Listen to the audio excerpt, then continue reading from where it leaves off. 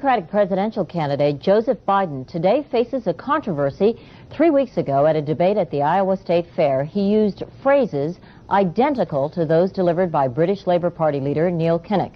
Biden seemed to be claiming Kinnock's vision and life as his own. Why is it that my wife, who's sitting out there in the audience, is the first in her family to ever go to college? Why is Gladys the first woman in her family in 1,000 generations to be able to get to university? My ancestors who worked in the coal mines in northeast Pennsylvania don't come up after 12 hours and play football. 8 hours underground and then come up and play football. It's because they didn't have a platform upon which to stand.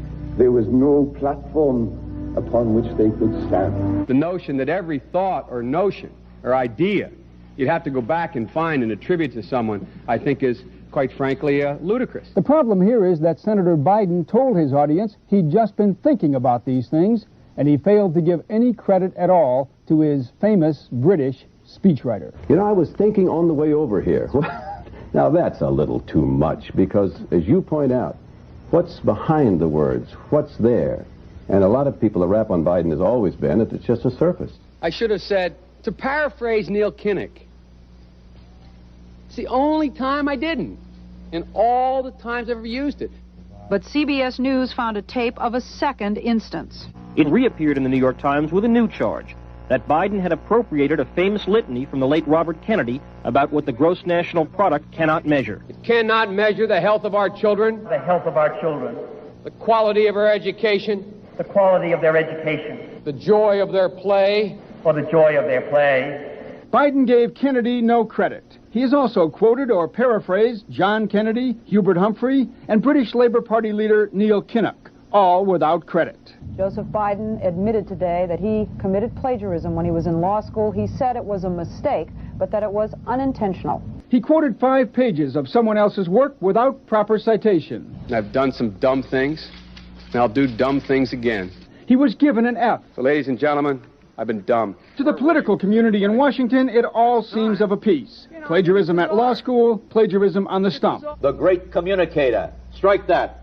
The great imitator. You don't steal verbatim, or when you do, as he did 99% of the time, you give credit. Biden's critics say he sells himself as a man whose words and visions can inspire a new generation in politics.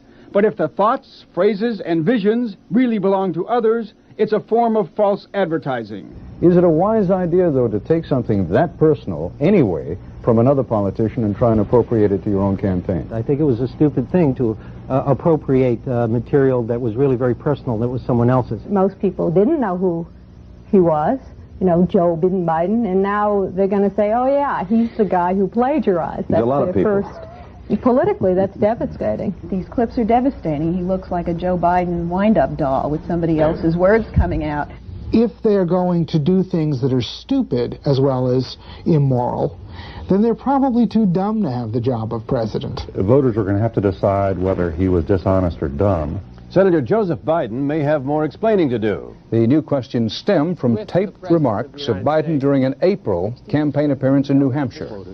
I went to law school on a full academic scholarship, the only one in my class to have a full academic scholarship. Went back to law school and, in fact, ended up in the top half of my class.